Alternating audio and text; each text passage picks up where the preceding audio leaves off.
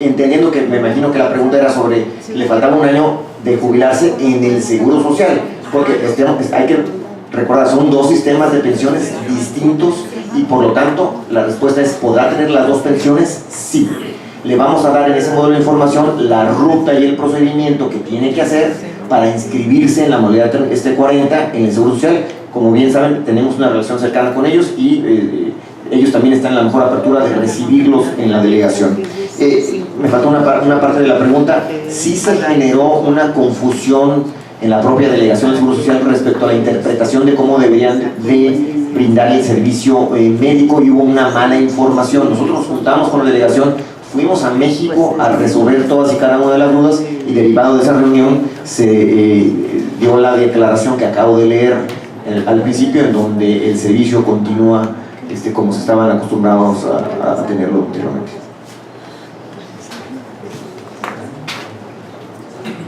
Muchas gracias, secretario.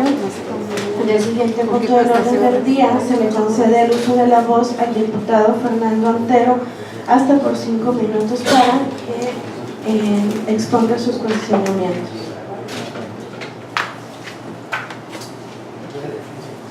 Muchas gracias. Muy buenos días a todas y a todos. Voy a ser muy breve, muy puntual. Una disculpa, llegué ya bastante retrasado.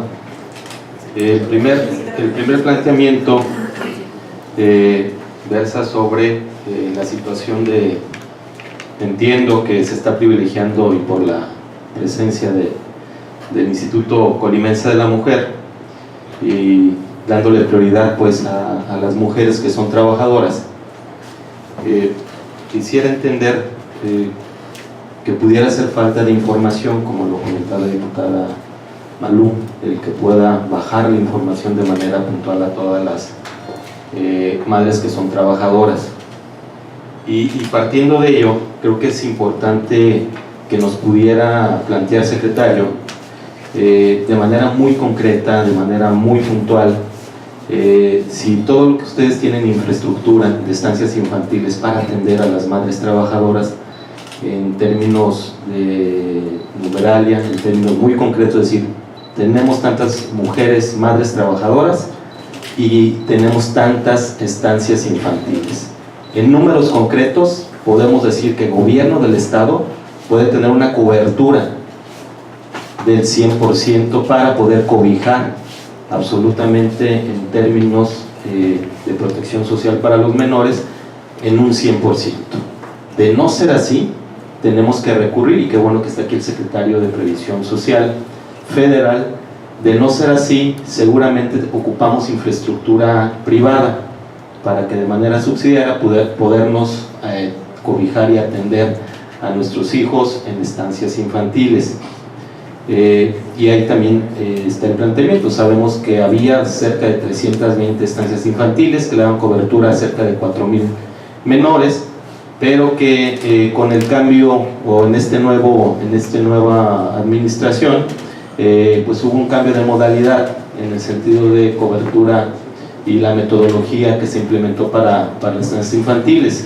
De ser así, si ustedes ya están implementando algún mecanismo concreto para poder operar y activar el poder garantizar a las madres trabajadoras de confianza del gobierno del estado, sindicalizadas, y a miles y miles de madres solteras y a miles y miles de mujeres que ocupan necesariamente de una infraestructura de estancias infantiles, pero que desgraciadamente ahorita no se atienden. Los primeros 3 meses se fueron dando de baja, hubo complicaciones financieras para poderlas tener, pero bueno, al día de hoy que está usted, que está el propio delegado federal, que seguramente también debe tener la información oportuna, y ya el equipo de colaboradores, sí tenemos una cobertura total para cobijar a todas estas madres trabajadoras en esta etapa de transición, y cuánto se tendría que activar en el tema de estancias infantiles particulares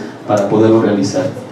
Porque ejemplos tenemos varios. Está el estado Tamaulipas. Tamaulipas, cuando se vino esta complicación de estancias infantiles, lo activó y dijo: yo como gobierno del estado lo asumo y de manera subsidiaria lo puedo operar.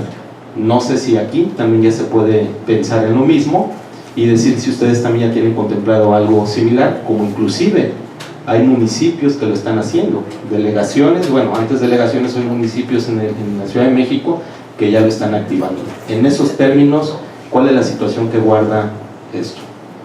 El segundo planteamiento, y es una pregunta, tiene que ver con el nuevo sistema de pensiones. Todos sabemos lo que ha venido sucediendo y pasó por décadas, ¿no? El desfalco que se realizó millonario con el sistema de pensiones en detrimento de la base y de la clase trabajadora, porque hay que decirlo. El primer planteamiento es que si derivado de este nuevo sistema de pensiones,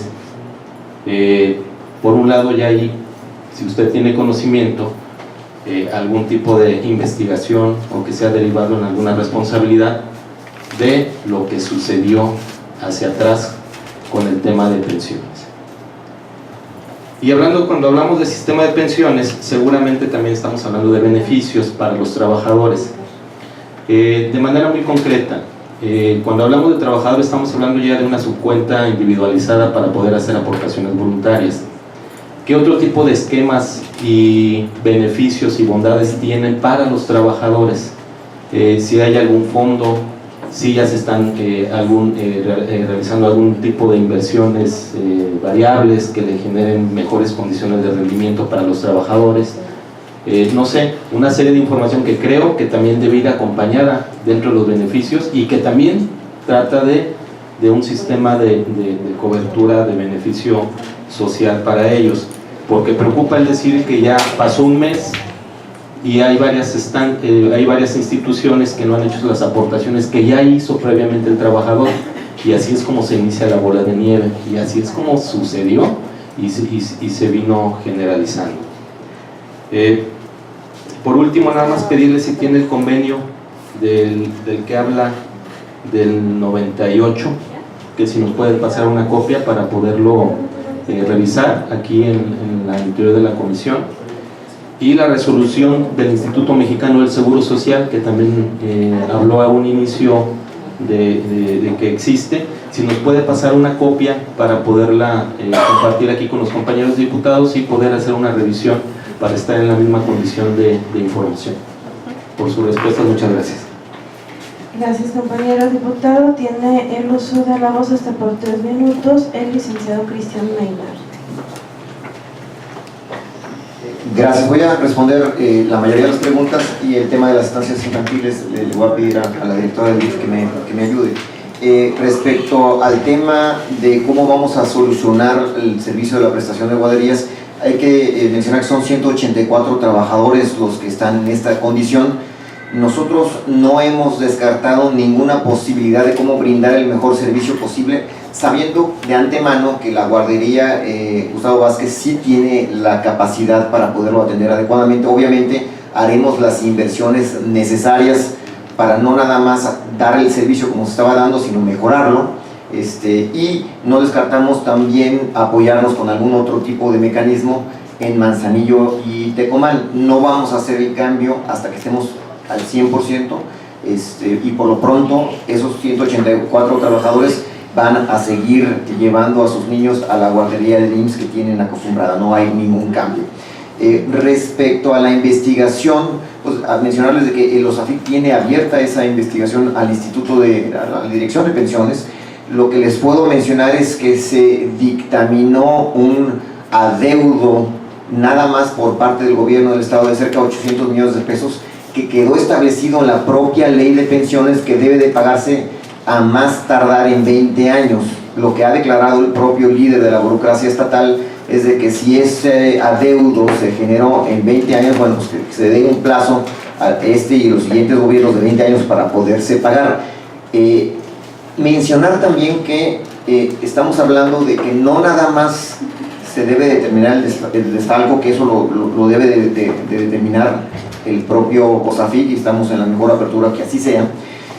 Fue un problema que estaba de manera estructural, es decir, desde un inicio no se contempló un cálculo actuarial que soportara financieramente lo que requería esa dirección de pensiones para poder contar con los recursos suficientes.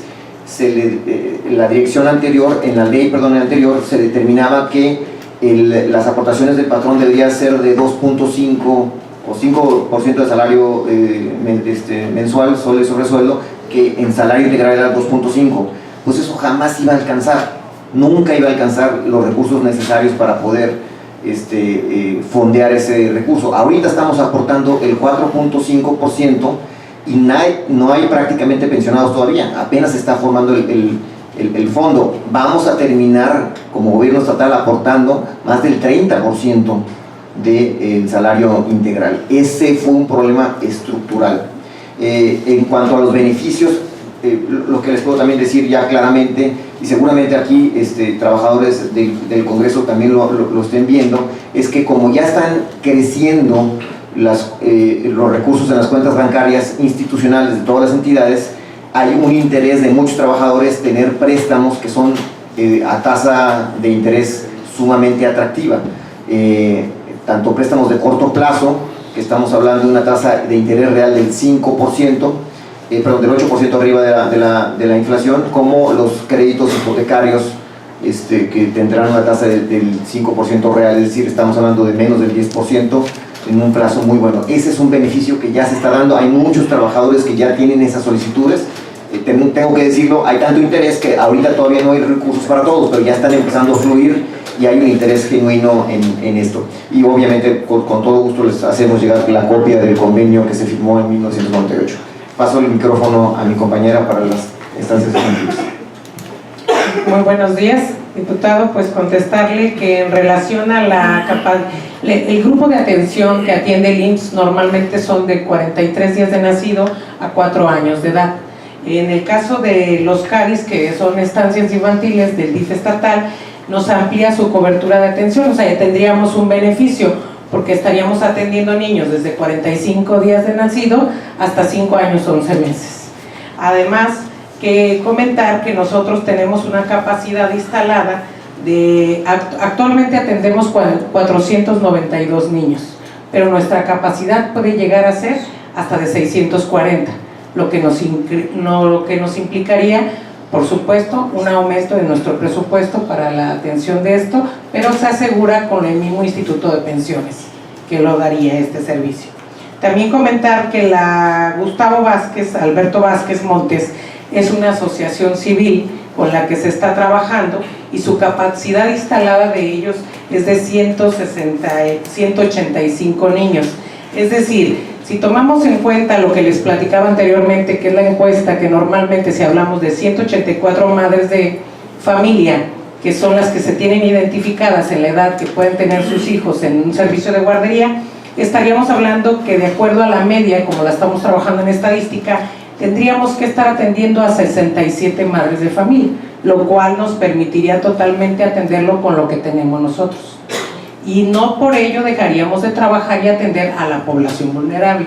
Por eso lo recalcaba en un principio, que sí, en verdad, y hablaba de un punto muy importante que lo quiero dejar muy claro, es la ocupación del gobernador del estado, el licenciado José Ignacio Peralta, donde hemos tenido reuniones de trabajo a partir de que se dio la baja de las guarderías de la Sede Sol, porque esto principalmente genera y vulnera, ¿sí?, los derechos que tenemos en algunas mamás para acceder a estos servicios, porque si bien es cierto, nuestra capacidad a nivel estatal, estamos atendiendo ahorita, el día de hoy, a 10.321 niños a través de las estancias del IMSS, del ISSSTE, de la Sede Sol, que aún operan con todas esas dificultades que tienen, porque hay que decirlo y decirlo claro, cuando a la madre de familia se le da el dinero, no llega a la estancia infantil y eso va a obligar al cierre de cada una de ellas. Y también a través de los CARI, de los CAIS, de CEMAR y de los CENDIS, que entre ellos nos da una atención hasta el día de hoy de 191 centros. Es decir, y lo quiero informar, es que a través de esto estamos hablando de que la primera infancia, que comprende de 0 a 6 años, estamos atendiendo actualmente a través de lo que la población que nos debería tocar serían 11.243 niñas y niños que deberían estar en guardería. De esos, a través de la atención actual, traemos atendiendo 10.321. Es decir, nos quedan 922, que son las privadas que están funcionando y que todavía no se han registrado, y que en este año entramos duramente a través del Consejo de Centros de Atención Infantil para saber y conocer cuál es su impacto. Estamos trabajando en ello, estamos generando estrategias de trabajo para poder lograr que las madres no les impacte esto, que sí tenemos que hacer un trabajo conjunto con ustedes para hacer pronunciamientos muy claros, y un trabajo donde se requiere el apoyo a los centros que actualmente están operando. También decirles que en cuestión de la guardería Gustavo Vázquez, es una guardería igual que los CARIS, que están certificados en sus capacidades, por lo tanto tenemos la seguridad y la tranquilidad que los niños van a contar con todo lo que una madre quiere para poder estar trabajando en sus horarios. Y además, al estar en un cambio con nosotros, van a tener una ampliación en sus horarios que le va a permitir tranquilamente a la mamá salir y poder ir a recoger a sus hijos. Esto, muchas gracias. Gracias, directora. Tiene el uso de la voz hasta por 3 minutos el compañero Fernando Antero para concluir su intervención. Sí, no, me queda claro, yo les agradezco por la información generada. Nada más terminar con una reflexión. En muchas ocasiones, y debe de ser así, tenemos el punto de vista financiero, tenemos la óptica desde el gobierno, pero en ocasiones también hace falta la óptica desde el trabajador. Tenemos nada más la visión de cómo podemos ser más eficientes en términos financieros, cómo podemos ahorrarnos más capital, pero yo creo que no hay mejor inversión que la de los trabajadores. Entonces, esta migración que se hace del 10 al 38, sin lugar a dudas, seguramente trae bondades en términos financieros, pero también trae un costo importante que yo creo que ahí es donde está el talón de Aquiles, saberlo comunicar y saber hacer equipo con la clase trabajadora, con los compañeros y las compañeras, a fin de que se pueda privilegiar el sentido humano y el sentido de la capacidad de ayudar, pues, a la gente que está ayudando a diario a hacer mejor el trabajo del gobierno. Entonces, yo creo que el tema es de comunicación, y sin lugar a dudas, cuando manejas el recurso que no es tuyo de los trabajadores, seguramente vas a tener mejores resultados.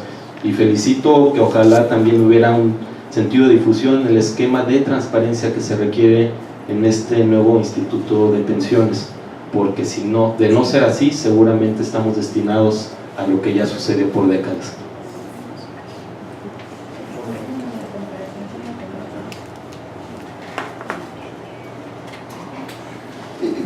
Lo celebro, diputado. Tengo que decirlo, y así como hablamos de transparencia, también lo tengo que decir de manera transparente. Desafortunadamente no hemos podido contar con el consejero del Congreso que tiene asignado un asiento. Prácticamente la presencia ha sido muy poca. Ahí se maneja toda la parte. Hay un consejero, la presidencia del Congreso tiene un asiento en el Consejo del Instituto de Pensiones, con el que prácticamente no hemos tenido su participación, entendiendo que a lo mejor la gente es complicada, pero allí se maneja, y tan transparente es que todas las sesiones se transmiten de manera en línea, son públicas, los trabajadores pueden asistir y ver cómo se trata toda esa parte, y pues desde luego que nos gustaría tener con una presencia más activa por parte del consejero del Congreso. ¿Y quién es? Es el presidente de la Comisión de Gobierno Interno y Acuerdos Parlamentarios del Congreso del Estado, o quien quiera representarlo. Gracias. Gracias, secretario. En el siguiente punto del orden del día se le concede el uso de la voz hasta por 5 minutos a la diputada Claudia Aguirre Luna.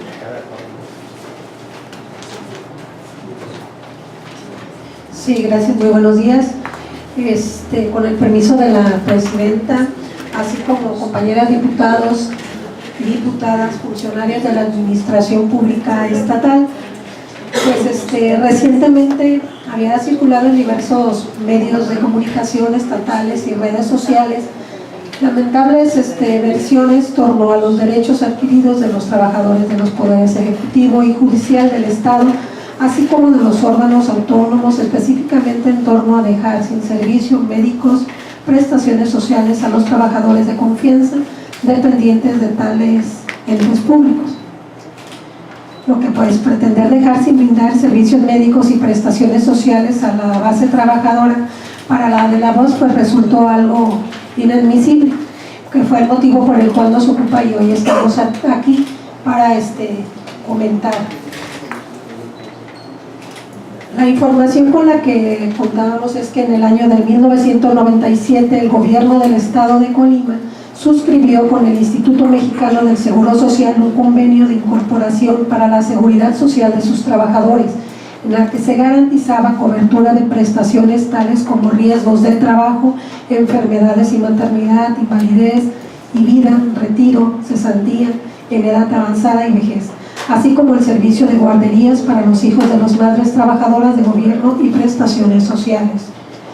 La referida modalidad contratada por el gobierno del estado de Colima para sus trabajadores es conocida como la modalidad 38, que ampara a los trabajadores de la administración pública estatal, así como a sus familias, lo cual pues sería muy lamentable y un verdadero atentado a los derechos adquiridos de los trabajadores de confianza del Poder Ejecutivo y Judicial, así como de los órganos autónomos. El que se materializara tal acción sería impredecible, por solo citar algunos ejemplos. Pensar que a nuestros policías se les quitara el seguro de riesgo de trabajo. Como ustedes mismos lo mencionó hace un momento, que en la rueda de prensa conjunta con el delegado del IMSS se cubrirá con la modalidad 38 el seguro de riesgo de trabajo, seguro de enfermedad y maternidad, información que se encuentra pública ya en el glosario de la página oficial del instituto. Todo ello sin contemplar la cesantía, edad avanzada y vejez, guarderías y prestaciones sociales. En esa misma rueda de prensa mencionó que estas serán cubiertas por el Instituto de Pensiones del Estado de Colima y el Servicio de Guarderías por las estancias infantiles de gobierno. Ahora es sabido que el Instituto de Pensiones, por las premuras que fue aprobado y que ya determinó que algunos de estos artículos son inconstitucionales, lo cual nos llevaría a carecer de un sustento fiable para estas afirmaciones que se han realizado. Y mayor es mi preocupación a saber que hay miembros de seguridad pública en sus diferentes agrupaciones que diariamente arriesgan su vida para proteger al Estado, que sus familias saben cuándo salen, mas no saben si regresan. Ese grupo se ha acercado con una servidora y pues el temor es que puedan estar desamparados por este tipo de acciones unilaterales. Es por ello que nos gustaría saber, y a ellos también, si ya tienen y cuáles son los esquemas que se tomarán en de estos valerosos servidores públicos para ellos. La segunda pregunta sería nada más. Los descuentos para la transacción del servicio médico al nuevo esquema, ¿se aplicó igual para los sindicalizados y de confianza? Juan.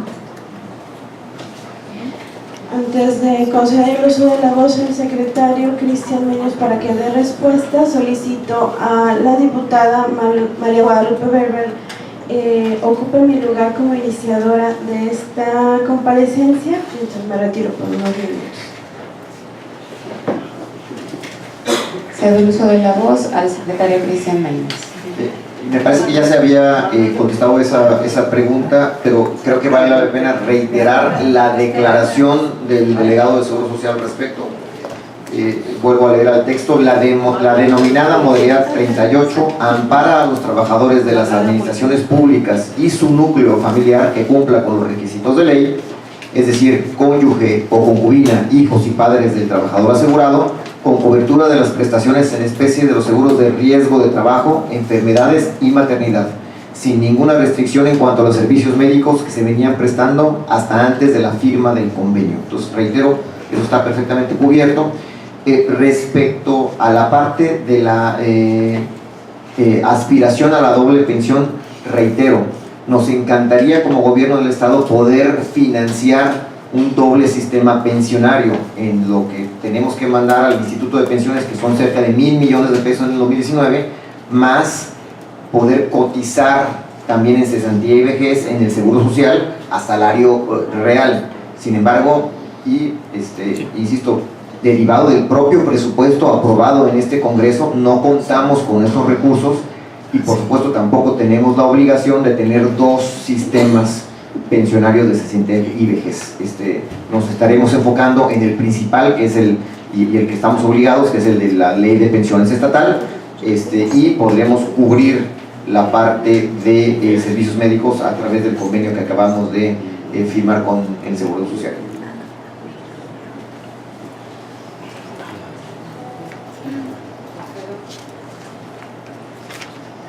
Concedo el uso de la voz a la diputada Claudia. Gracias, efectivamente ya lo habíamos comentado, ya se había comentado, ya estaba reflejado, nada más que quise volver a hacer la pregunta porque, como le dije en su momento, pues es la inquietud que tiene, ¿no? Este cuerpo de policías, así como de la Fiscalía. Nos queda claro, también lo de las guarderías se ha comentado, cómo se va a trabajar, cómo va a funcionar. Nada más pues para cerrar, comentarle que pues estaré atenta y estaremos atentos al desarrollo que tenga este tema para tomar pues en su momento, si así se requiriera, las acciones necesarias, ya que como representantes populares buscamos siempre salvaguardar el bien común de nuestros representados. Gracias. Continuando con el orden del día, cedo el uso de la voz al diputado Rogelio Rueda.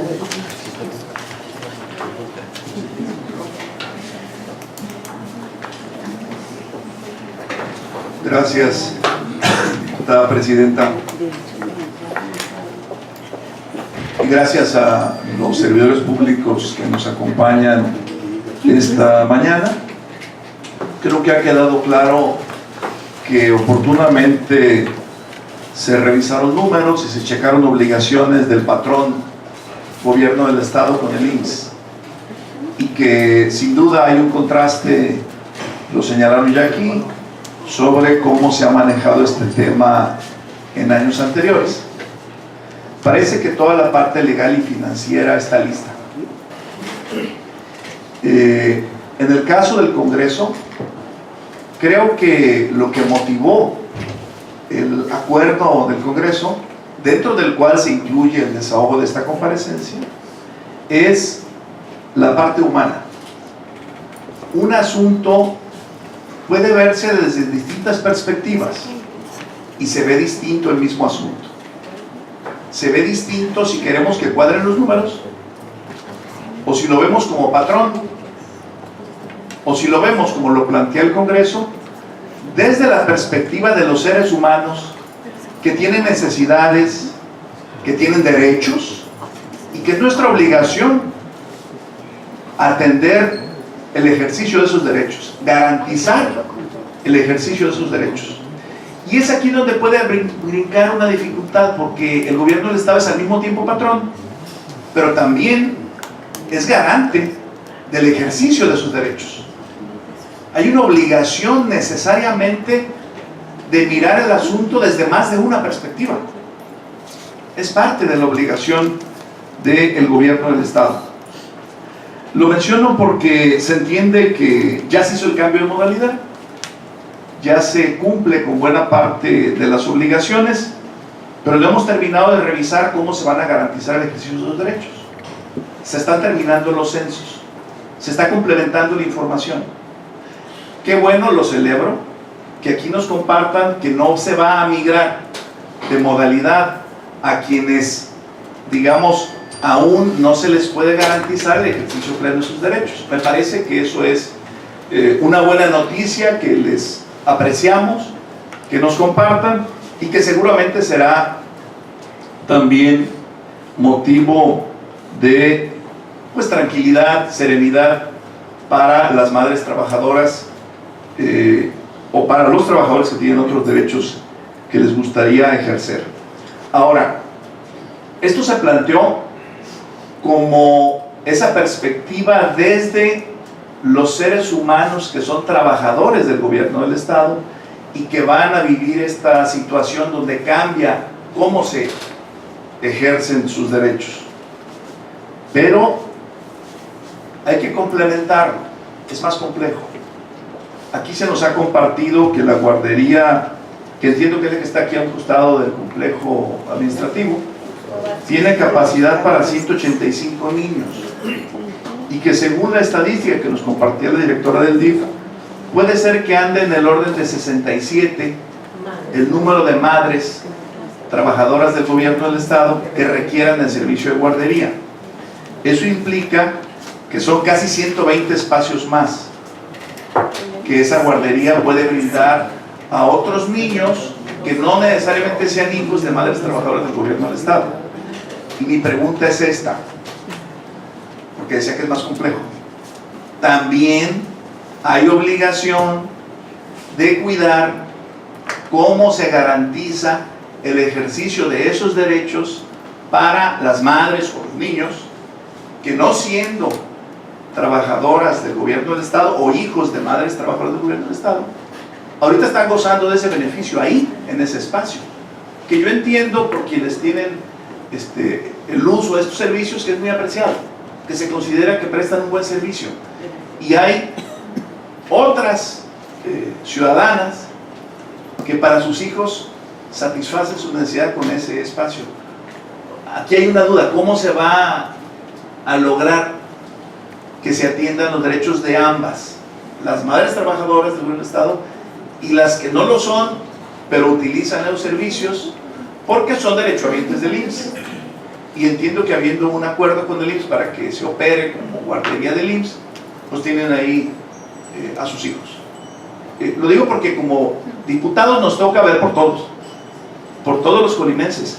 Lo hicimos, digamos, surgió a raíz de ver la perspectiva de los trabajadores, pero también se necesita de todos.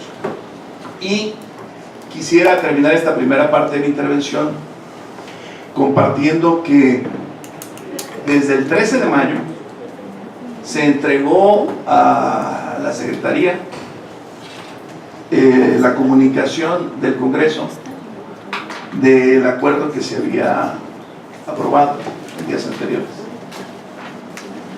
Y el primer acuerdo, el segundo es el de desahogar esta comparecencia. El primero dice que se solicita a la Secretaría de Administración se sirve informar de inmediato a los trabajadores del gobierno del estado las modalidades de la nueva contratación con el IMSS a efecto de que se esclarezcan las dudas sobre cómo lograrán hacer efectivos sus derechos y se mantendrán intocadas sus prestaciones. Esta parte de inmediato entiendo que se satisfará a partir de junio. No sé si hay alguna información adicional de comunicación, de información que se esté brindando, porque naturalmente, como lo mencionaba aquí la diputada, siguen las comunicaciones, la inquietud todavía se vive y por eso pues el interés del Congreso por este tema, ¿no? Muchas gracias.